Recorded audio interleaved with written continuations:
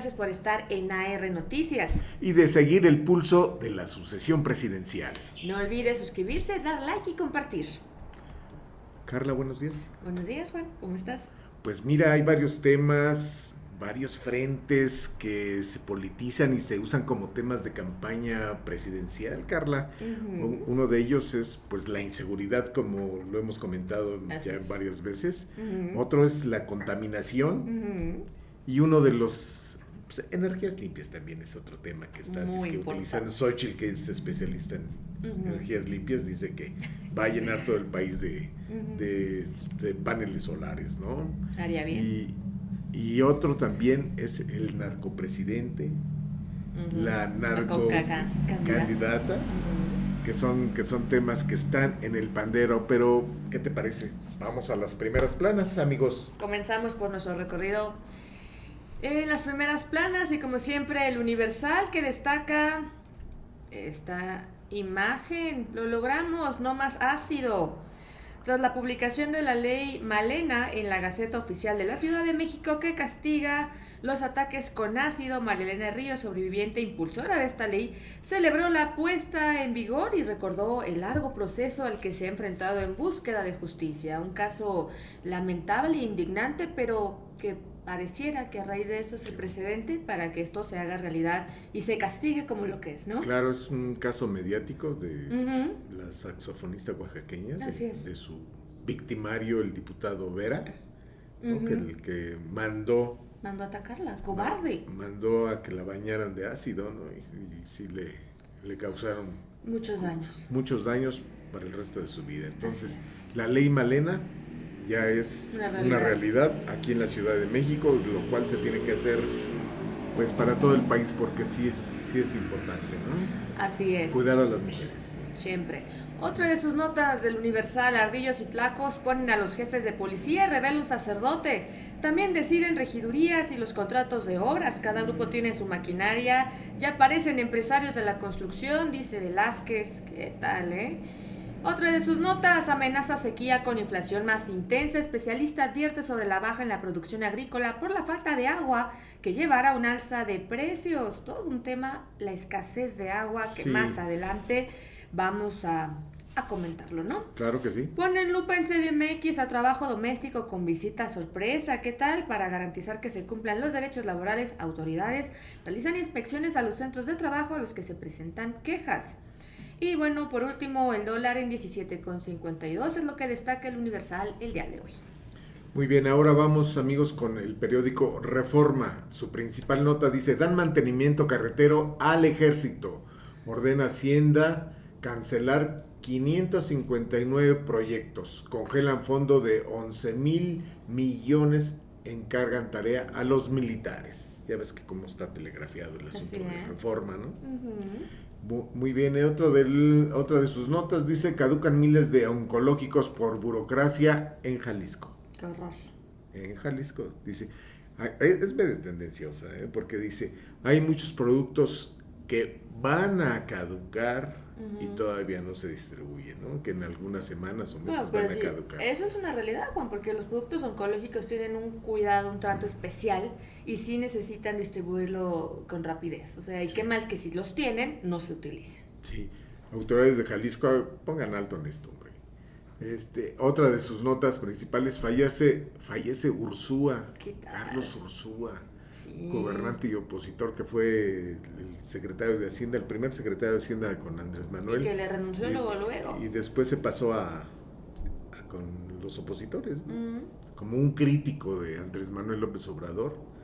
Y que además dice que tiene las pruebas de que hay 500,000 cuentas de los adultos mayores. Sí, dinero que no existe. Ajá. ¿No? Entonces, eso suena muy triste. Y después se pasó con Xochitl, que era el coordinador de finanzas, ¿no? Del área de finanzas. Así es. De Xochitl Gálvez. Y aquí Ureña dice que se va o se muere uno de los principales operadores financieros de Xochitl Gálvez. Y esas son las notas más importantes que trae. No, te falta una nota muy importante. Tu amiga. ¿Cuál? Ah, Sandra. Sandrita, no. ¿Qué Es tu tal, brother, ¿no? Todos Es tu tu cuatacha. Dice, en 2022 Sandra Cuevas estuvo en el PRD, en el 2023 se cambió para el PAN y ahora va a luchar por una candidatura a senadora. Al Senado. De Movimiento Ciudadano, Fosfo. fosfo. Se va, ¿no? Junto con Igual la experredista Alejandra Barrales. Igual que Alejandra Barrales, ¿eh? ¿Qué tal? No, pues es que el hueso es el hueso. Y eso No, pero ¿en qué se gusta? está convirtiendo Movimiento Ciudadano, ¿no? En el tiradero de la política. Como un bote de basura, ¿no? Sí. Puro reciclado ahí. Pura cosa fea. Muy Tremendo. bien. Bueno, ahora nos vamos a la jornada que destaca en su primera plana. Declara Israel al presidente Lula persona non grata. Y vemos esta imagen, nada más. Mujeres militares israelíes se toman una selfie con las ruinas de la Franja de Gaza a sus espaldas. Las Fuerzas Armadas de Tel Aviv informaron que ayer atacaron Yan Yunis, donde han edificado su guerra en las semanas recientes. Y es increíble, ¿no? La devastación, lo que vemos ahí, triste, o sea, sí. Terrible. Otra de sus notas: desplazaría a China como primer comprador este año, importará a México hasta 22 millones de toneladas de maíz. Sigue en ascenso la adquisición externa de grano, informa la SADER. En Sinaloa se prevé una caída de 3.5 millones en la producción y los bajos niveles de agua en las presas merman las cosechas, lo cual es terrible, terrible. También destaca la jornada: falleció Ursúa, ex titular de Hacienda, de muerte natural. Y bueno, largo recuento de AMLO de las obras del ejército en su mandato. Dicen, la transformación ha sido fundamental el apoyo de las Fuerzas Armadas. ¿Qué tal? Es lo que destaca la jornada. Excelsior, amigos. En sus 8 columnas, Excelsior dice, 12 estados lideran pelea por el Senado. Plazo para el registro vence el jueves, por eso están como locos, ¿verdad? Dice, padres, hijos y esposas de políticos figuran en las listas de los nombres definitivos que los partidos y coaliciones lanzarán como sus cartas fuertes para competir por escaños. Lorenzo Córdoba habló algo de esas, ¿no? Son los pluris, la mayoría están ahí, ¿no? Las esposas, sí. Los hijos y los políticos electos VIP, ¿no? VIP, claro. Ahí están, pero dicen que son para las minorías, para que se manifiesten las minorías, chiste, ¿no? Bueno, en fin, es lo que dicen. Otra nota también preocupante es, agonizan presas. En las presas Villa Victoria y Miguel Alemán, en el Estado de México, el panorama es desolador debido a la sequía. Ambos embalses están en 30% de su almacenamiento, amigos, y el día cero, cuando el sistema llegaría al nivel mínimo de operación, está marcado para el 26 de junio. Wow. Entonces, sí es problemático. Y otra de sus notas dice, apuestan por el nearshoring como detonador de crecimiento. Destinar 30% del PIB a condiciones que atraigan inversión permitirá crecer hasta 6%, dice Carlos Slim. Hubo un evento, ¿no? Ayer hubo un evento muy importante, precisamente con muchos empresarios, gobernadores, muchas personalidades, donde se hablaba de este tema, que es relevante. Sí, es la cumbre Nearshoring México. Así es. Señaló que nuestro país podrá regresar al llamado desarrollo estabilizador de las décadas de los 50 y 60. Salud, producción. Salud, producción. Bueno, otra nota ahí pues, para Francia. Huelga pega a turistas. Órale, ¿y eso? Pues los trabajadores están en un paro laboral. ¿En la Torre Eiffel? En la Torre Eiffel, ¿no? Ok. En fin, muy bien. Y esas son las principales notas de Excelsior. Vámonos a Milenio, que destaca en su primera plana. Imagínense nada más, Clero de Toluca dice, imagínate negociar con el crimen organizado, dice, unos van, otros no, qué terrible, dice, con el único ánimo de ser constructor de paz, el Clero de Toluca ha tenido acercamientos con grupos criminales para pacificar sobre todo la zona denominada por la familia michoacana. Qué terrible, ¿no? No, es que eso sucede, los narcos y la gente del crimen organizado serán lo que quieran, serán unos infelices, desgraciados asesinos, pero son muy religiosos, ¿no? Y apoyan bien a las iglesias, ¿eh? Sí, claro que apoyan bien, me queda claro que eso es cierto. Y bueno, otra de sus notas, vemos aquí en la primera plana de Milenio, Alejandra Barrales y Sandra Cuevas serán candidatas fosfo al Senado con la bendición de Dante Delgado. ¿Qué tal? ¿Será que les da? ¿Será que llegan? Vamos a ver, Sandra Cuevas realmente hizo un papel patético en la alcaldía Cuauhtémoc. Y además, pues la Barrales se fue con 400 millones, ¿no? Dicen ahí Oye, caso del en las Congreso de la Lomas, Ciudad de México. la casa en las El Lomas, avión. se hubiera ido, no sé, la se fue a vivir a Coyoacán. Miami, ¿no? Sí, no, bueno. Vive en Miami, ¿no? Ya se le acabaron los 400 A lo millones. mejor ya se le acabó el dinero, ¿no? Necesita más. Otra, cancela 4T licitaciones de mantenimiento carretero y deja el trabajo, como siempre, al ejército. Otra de sus notas, AMLO baja de 30 a 18 millones sus números de conservadores. ¿Qué tal? La presidenta aclaró que no necesariamente son corruptos los entre 15 y 18 millones de conservadores. Terrible, terrible. Y bueno, sube el encierro de migrantes, 34%. Esto en Harvard, Estados Unidos echó mano de este aislamiento asociado a tortura 14,000 veces en 6 años, dice el estudio. Qué barbaridad. Terrible. ¿Es el economista el siguiente? Les faltó el financiero. Falta financiero. Ok, bueno, el financiero, amigos, en sus 8 columnas dice, BIP potencial, ve la iniciativa privada, potencial de crecer hasta 4% anual para nearshoring, que es esto de la cumbre, ¿verdad? Así es. Los empresarios, el gobierno federal hicieron todo este evento para ver hacia dónde va el nearshoring y hacia dónde va aquí en México. Aquí está Claudia Sheinbaum, agradeció a las Fuerzas Armadas por su ayuda a la construcción de infraestructura del país. Tras la marcha por la democracia, dijo que el conservadurismo es una minoría y que el proyecto de la 4T es para todas y todos.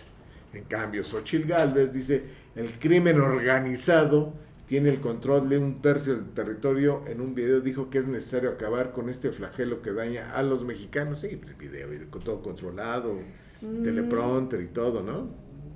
Pues sí. Sí, todo bajo control. Entonces, otra de sus notas, pesar por el fallecimiento repentino de Carlos Ursúa, primer titular de la Secretaría de Hacienda con AMLO. Y otra de sus notas dice, se disfrazaron de demócratas los que marcharon el domingo. Favor. Dice Andrés Manuel, yo no estoy leyendo. Decir? O sea... En fin, esas son las notas principales del periódico. El fin es, comió gallo, ¿qué? ¿Desayunaste gallo? ¿Con qué dulzaste? ¿Y tu pastel? ¿Dulzaste tu café con un espolón de gallo? No, azuquitas de la que no engorda. Sí. Ay, Juan. Muy bien. Vámonos al economista, porque destaca en su primera plana, deuda de corto plazo eleva presión financiera sobre activos de Pemex. La proporción de los pasivos de corto plazo ya superó los activos circulantes al tercer trimestre del 2023, revelan sus reportes. También economía mexicana crecería 0.1% en enero. Y otra de sus notas, el AMLO Tracking Board registra nuevo descenso. La popularidad vuelve unas décimas abajo del 56%, como había estado la mayor parte de este año. Vemos ahí estas grafiquitas. Otra de sus notas, recaudación fiscal creció 17% en enero contra ese mes del 2018. Está buena la recaudación. Y también foráneos se deshacen de títulos de deuda mexicana. 1.479 millones de dólares liquidaron inversionistas extranjeros en enero. Y bueno, es lo que destaca el economista en su primera plana. 24 horas, amigos. Demandan atender reclamo ciudadano, es la principal de 24 horas, el diario Sin Límites. Dice, Iglesia llama a participar en comicios. Veamos, sí, pues es la demanda. Aparte de que todos tienen que participar, ¿no? ¿Es necesario? Sí, autoridades electorales celebraron las movilizaciones del domingo en las que participaron miles de personas para demandar que se respete la ley y las elecciones en México, por lo que llamaron a los partidos a escuchar las demandas. Los presidentes del INE, Guadalupe Tadei, y del Tribunal, Mónica Soto, coincidieron en que se trata de expresiones que son parte de la democracia. Experto señaló que se mostró el músculo de un sector de la población que no está de acuerdo con el presidente López Obrador. No dice cuál experto, En fin, y también otra, su segunda nota dice, Ley Malena debe estar vigente en todo México, ya lo hemos tratado, es aquellas víctimas por ácido. Y muere Ursúa, el crítico y opositor. Pues murió completito también el que estuvo muchos años con Andrés Manuel, ¿no? Luego de romper con el gobierno de López Obrador, el matemático anunció hace un par de meses su integración al equipo económico de Xóchitl Gálvez. ¿Cómo la ves? Pues esas son las primeras planas de los diarios que se editan o se imprimen en la Ciudad de México. Pero yo quisiera ver aquí en La Razón, que casi no lo tratamos. No, casi no. ¿No? Pero aquí trae una encuesta. Ajá. En ejercicio cara a cara para La Razón, da 27 puntos de ventaja al aspirante de Sigamos Haciendo Historia sobre la de Fuerza y Corazón por México. El de Movimiento Ciudadano con 5% de intención del voto, 14% no respondió. O sea, esta encuesta que encargó La Razón dice 54% para Claudia Sheinbaum, 27% para Xóchitl, 5% para Jorge Álvarez Maínez y las Cajones, ¿verdad?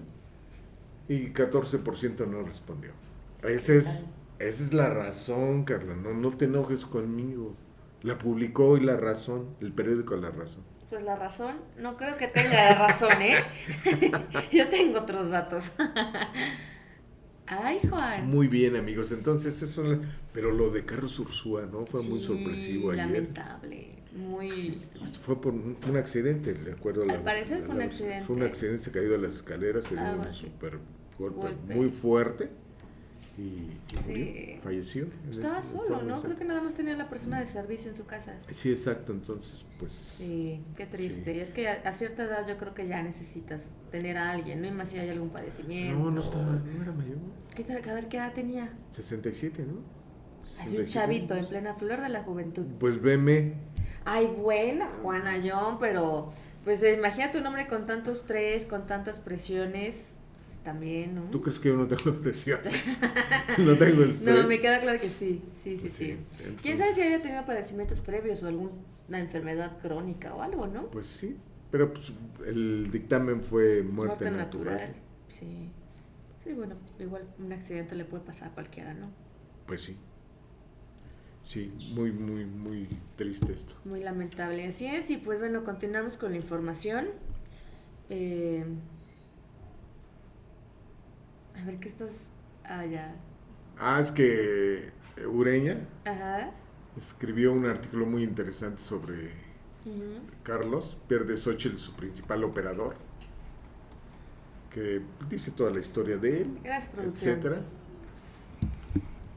Y dice, con Xóchitl era junto con otros cuadros conocidos, los también exsecretarios Arturo Herrera, sucesor de Ursúa. Pero mejor lo seguimos tratando para la siguiente. Así es, y pues vamos rápidamente a la información, porque justo en las últimas semanas se le bajó la calificación por parte de Moody's a Pemex y en redes sociales se creó tendencia de que era una empresa mal manejada en crisis y que sería mejor si estuviera en manos de privados, ¿no? No hay Cuadri. Y ahora Cuadri, en X, antes Twitter, difunde que la refinería de Tula pierde 43 mil millones de pesos al año, $32 por cada barril refinado, y también que contamina y mata con más de 50,000 toneladas anuales de dióxido de carbono y 5,000 toneladas. Imagínate nada más, agrega que es un desastre económico y ambiental. Dice, exigimos auditoría ambiental pública, cierre, liquidación o venta en la iniciativa privada. Pero precisamente para que nos aclare qué está sucediendo con las refinerías y en Pemex en general, tenemos en la línea telefónica al especialista en temas energéticos, al doctor Fluvio Ruiz Alarcón. ¿Cómo estás, Fluvio? Muy buenos días, qué gusto saludarte. Igualmente, mi querida Carla, me da mucho gusto saludarte a ti y al querido Juan. ¿Qué tal? Buen día. ¿Cómo estás? Bien, aquí estamos, a sus órdenes. Pues platícanos, compártenos con nuestra audiencia, ¿qué está pasando con el tema de las refinerías? ¿Qué está pasando con esta refinería de Cadereyta?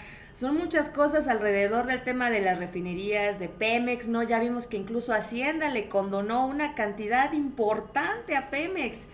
Platícanos, ¿qué está pasando? Ahora sí que la historia es larga, ¿no?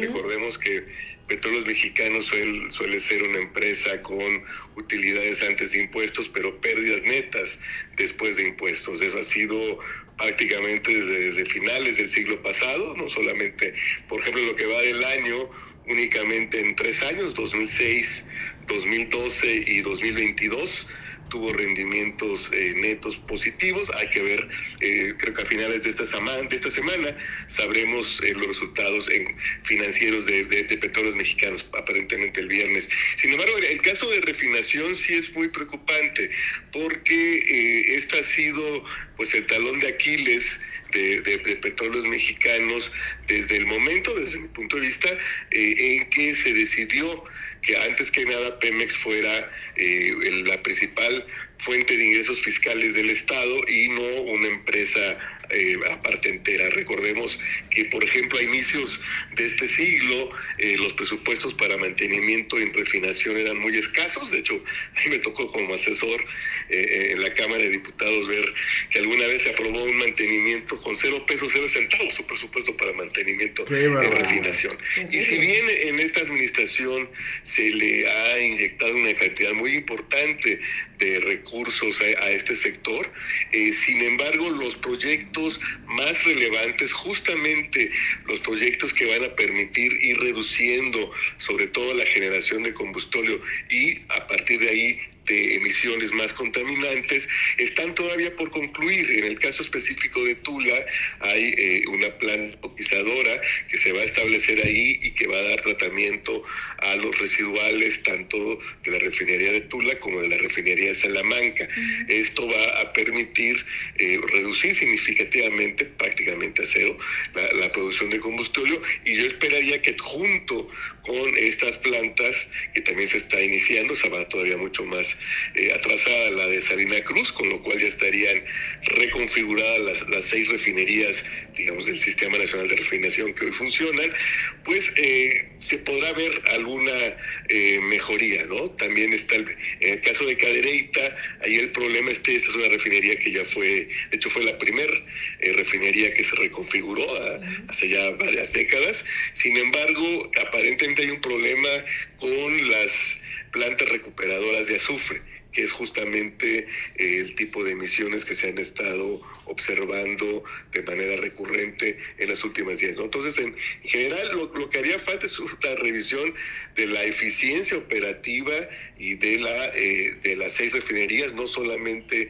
a veces se trata ya de invertir para que funcionen tal y cual fueron diseñadas, sino que se necesita una verdadera operación de modernización y también partiendo de la base de que se les debe alimentar con el crudo para el cual fueron diseñadas, porque eso es una parte también muy importante del problema, que por cuestiones fiscales, para maximizar los ingresos del Estado, se opta por vender los crudos, el crudo más ligero, ¿no? Pero estas refinerías, recordemos, son refinerías del siglo pasado, pues se diseñaron pensando en el crudo ligero que entonces tenía el país. Ahora nuestra producción es de un crudo en lo fundamental mucho más pesado, ¿no? Entonces hay todo un trabajo de reingeniería que se necesita hacer, ¿no? Frente a, me parece, opciones que son fáciles de decir, pero son muy complicadas, como el de cerrarlas, por ejemplo.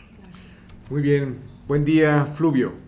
Querido Juan, a tus órdenes. Oye, pero estos temas que tú tan amablemente ahorita y tan sencillamente explicaste, se están politizando y se están creando ahí unas marañas muy extrañas para decir que la Pemex está en crisis, que las calificadoras han bajado sus calificaciones a Pemex y que de plano debe de pasar a la iniciativa privada. ¿Cómo ves eso? Y Cuadri lo dice claramente ahí en su Twitter.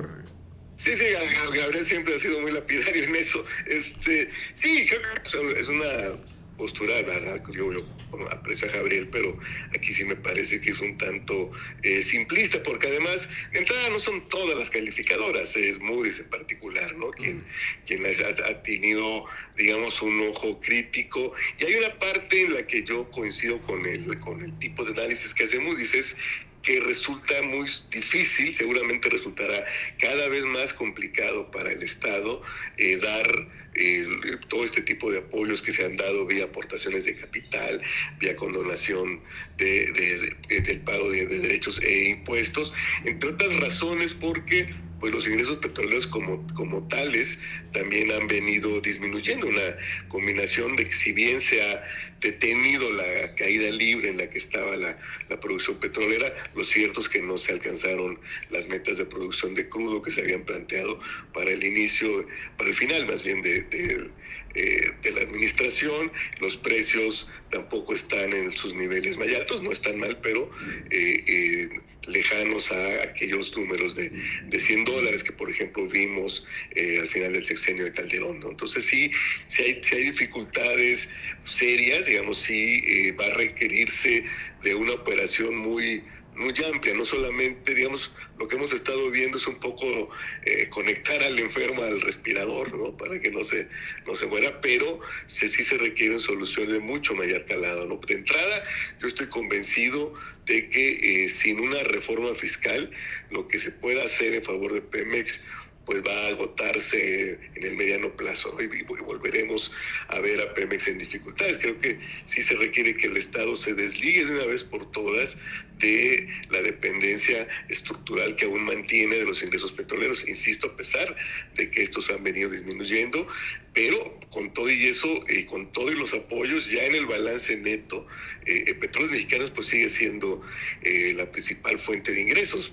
Ni de lejos lo que fue en los años dorados, pero no hay nadie que le aporte al fisco lo que aporta Petróleos Mexicanos, aún con todas estas dificultades, ¿no? Entonces, sí creo que hace falta esta disrupción, hace falta revisar tanto la arquitectura institucional del sector hidrocarburos, ver cómo debe ser compuesto este sector en términos de la participación directa de Petróleos Mexicanos, pero también de la inversión privada que obviamente se necesita también, que debe ser complementaria, y de esta manera cómo debe organizarse mejor corporativamente Petróleos Mexicanos y cuáles deben ser sus prioridades, pensando también no solo en mantener esta lógica extractivista que se le impuso desde los años 70, ¿no? Según la cual lo que hay que hacer es sacar todo el crudo que se pueda al precio que sea. Creo que eso ya no sirve para seguir guiando las tomas de decisiones en el mediano y largo plazo. Se tiene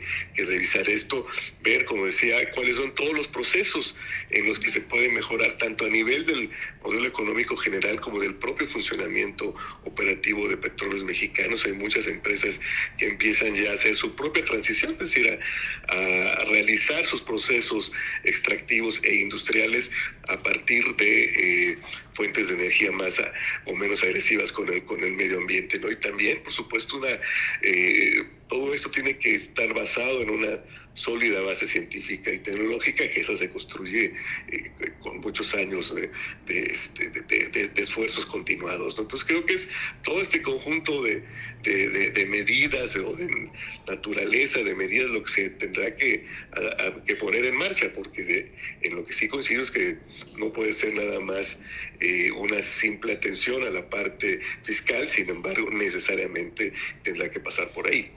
Muy bien. Oye, ¿la coquizadora de Tula cuándo empezará a funcionar? Todavía no aparentemente a finales de este año. Ese es el compromiso y eso es muy importante para nosotros los que habitamos en la Ciudad de México, ¿no? Porque efectivamente sin esa coquizadora pues es que se producen una enorme cantidad de contaminantes, de contaminantes, y recordemos que además también ahí está pegada la termoeléctrica de la Comisión Federal de Electricidad, o sea, hay dos fuentes de contaminación importantes, pero bueno, al menos en el caso de la refinería, yo confío en que esta planta va a ayudar a mitigar mucho ese tipo de emisiones. Muy bien. Fluvio, ¿algo más que quieras compartirnos? Pues simplemente, mi querida Carla, reiterar que en efecto el reto que le pone enfrente Petróleos Mexicanos al Estado, al país, es muy grande, que no hay salidas sencillas, que creo que va a haber necesidad incluso de cambiar el paradigma con el que se ve desde el Estado a Pemex, ¿no? El que es paradigma más de índole volumétrica que de resultados, ¿no? Se le pide producir más crudo, más gasolinas y demás, y no necesariamente es lo mejor. De hecho, algo que también quizás valga la pena reiterar o decir, que no lo había compartido en este momento, es que conforme al último reporte de resultados de Pemex, que se ha dado a conocer, el correspondiente al tercer trimestre de 2023, sí hay un dato que que además de todos los que ya platicamos, preocupan en el caso de refinación, que es el hecho de que el costo de lo vendido, es decir, lo que invirtió Pemex Transformación Industrial para comprar combustible en el exterior, es superior a todos sus ingresos totales. De manera que sí hay ahí aparentemente, hemos vuelto a caer en esto de subsidiar el precio mismo de la gasolina, ya no solo los impuestos que se han reducido, sino también la gasolina misma. Entonces creo que habría que revisar ahora con este reporte que en los próximos días se dará a conocer y ver cómo evolucionó esta variable, que pues sin duda es una variable importante. A ver si para la próxima semana nos lo explicas, ¿no? Para Claro. Claro que sí, con muchísimo gusto. Claro que sí, en cuanto aparezca el reporte, platicamos. Okay, claro, con mucho gusto. Muy bien, Muchísimas gracias, Fluvio. Gracias por estar con nosotros en este espacio. Buen día, gracias. Pues muy interesante lo que dice. Entonces, ve cómo todo el proceso de la producción petrolera, pues, es de largo alcance, ¿no? Y aparte los subsidios, que eso no se menciona mucho, pero realmente el subsidio que tiene la gasolina es bastante grande. Es bastante grande. Y si no fuese así, nosotros como consumidores, tendríamos pagando 50, 60 pesos por litro, fácil. Fácil, ¿verdad? Si no es que más. Sí. Sí. Arriba y de nuestra 40 economía pesos. pues no nos da no, por supuesto, nuestra economía no nos da para eso. Digo, ya más adelante esperemos que Fluvio nos comparta, ¿no? Porque de hecho alguna vez él me comentaba esto del subsidio que tienen las gasolinas en nuestro país, es muy grande. Pero pues también nuestra economía no da para pagar una gasolina en 60, 70 pesos el litro, o sea, de pagar gasolina, comer, yo creo que mucha gente va a preferir comer, ¿no? Claro, exactamente. Creo que eso es lógico. Muy bien, entonces pero bueno, sí, muy interesante el tema de Pemex, pero lo están politizando, ¿no? Lo están haciendo así como que una carga para Estamos el en país. campañas, digo, ¿no? Entonces, hijo, Pemex en campaña sufre estando con el Estado y no, hay que darle respiración de boca a boca y no, en fin, entonces estamos pues en campañas. Sí, ¿no? es la que se politiza, la oposición politiza el tema de Pemex, que es muy importante para la economía de este país. Así es. En fin. Y pues bueno, continuamos con la información, porque justo ayer Julián Macías Tobar publicó un tuit donde dice que junto con su equipo de trabajo analiza 10 millones de cuentas con los hashtags narcopresidente, narcocandidata y Xochitl Gálvez presidenta. Y afirma que salieron de un solo lugar, de una oficina que lo mismo ha atacado a gobiernos progresistas en Bolivia, Argentina y en otras partes del mundo, y con los mismos argumentos de narcopresidente, narcoestado. Sí, es muy interesante. Producción, ahí tenemos a Julián Macías en pantalla. Sí, es muy importante. Ahí está su tweet, a donde denuncia toda la fábrica de trolls.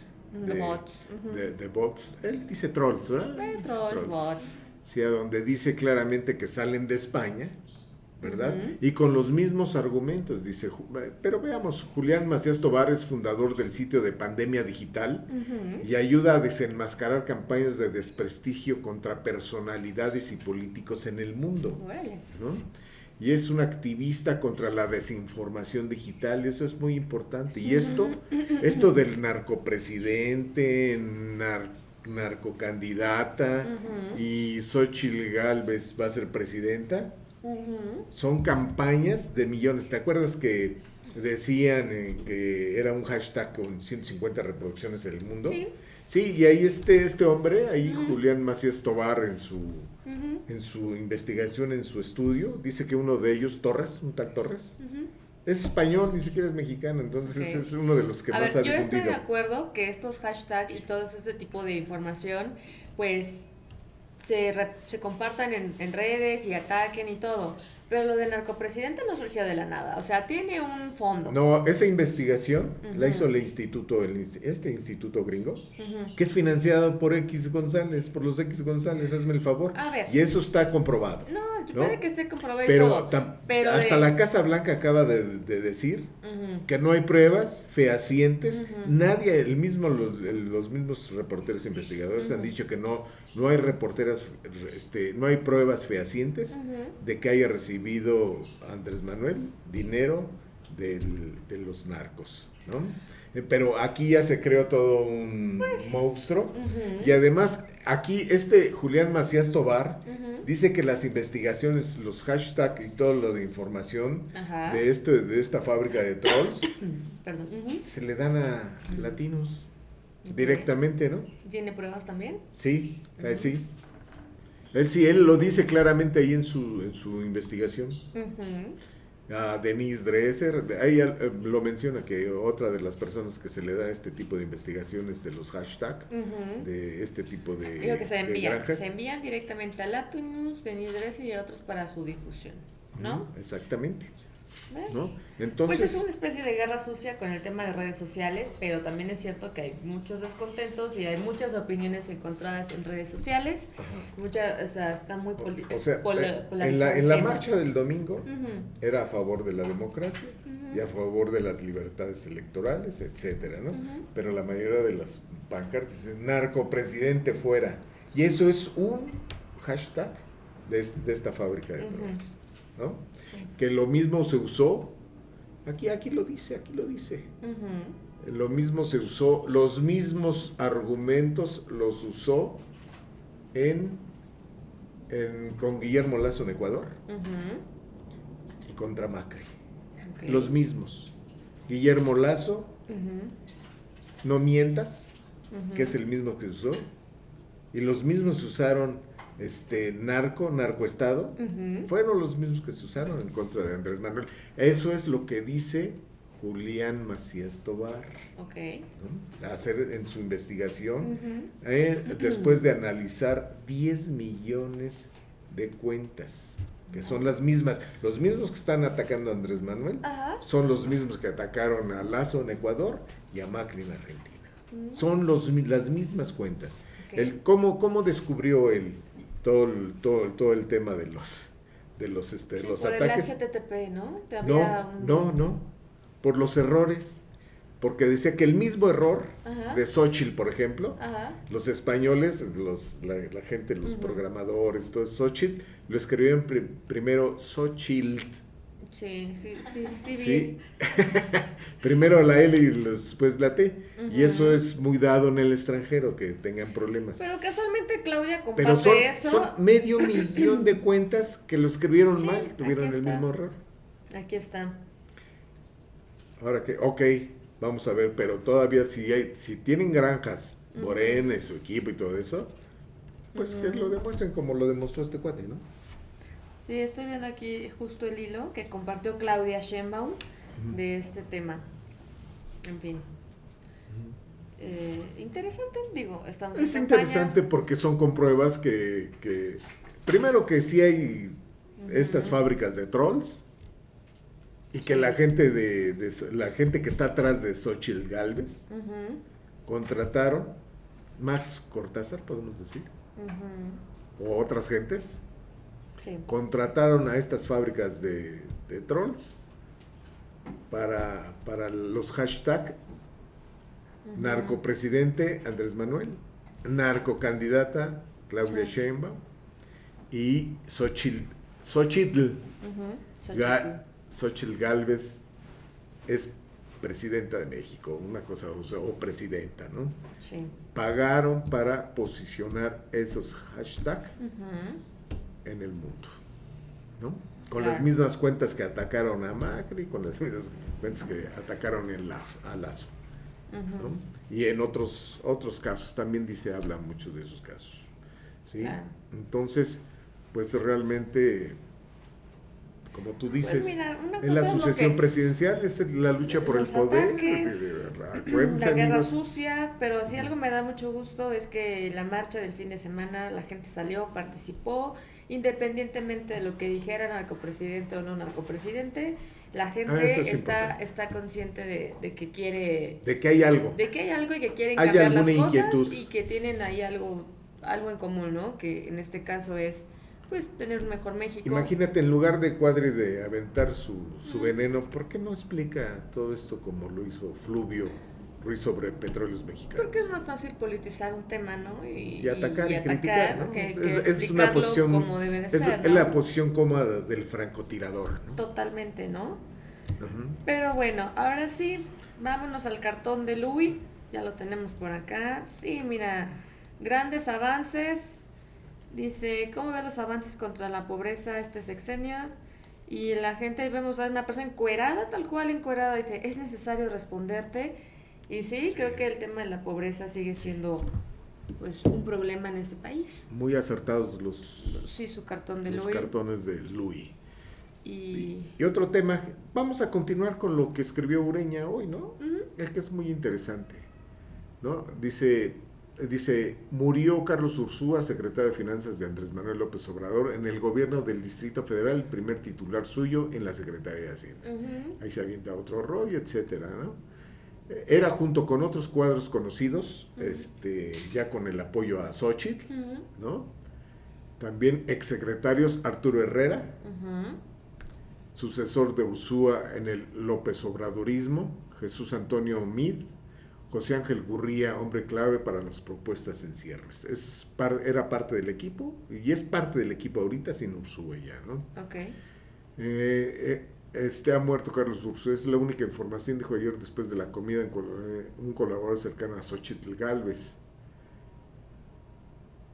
Dice, ahora los sobrevivientes del equipo económico Ujú. son José Ángel Gurría, José Antonio Mid y Arturo Herrera. Ujú. Y la inminente incorporación de Ernesto Cordero deberán dar continuidad a este plan sin datos claves. Ok. Pero aquí hay otra cosa muy interesante.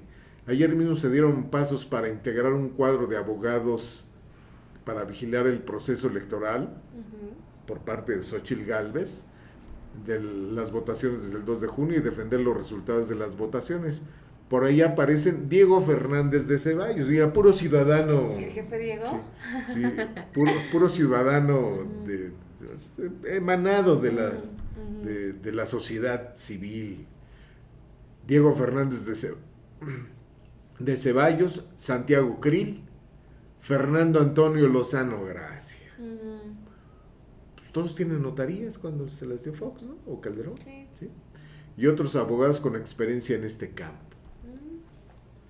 Puro ciudadano, pura gente Ciudadanos. emanado de la sociedad civil, pura gente Ujú. ciudadana preocupada por el futuro de este país, Sí. ¿no? ¿Cómo ves? Pues, ¿qué te digo? En fin, eso es lo que quería decir, ¿eh? Muy bien, muy bien. Ujú. Ya veremos qué pasa con todo este proceso. Muy bien, amigos. ¿Algo más que quieras No, ya agregar? no, era todo nada más. Lo tenía que sacar. Muchas gracias por acompañarnos en ARN Noticias, en el pulso de la sucesión presidencial. Y nos vemos mañana. Gracias. Hasta luego.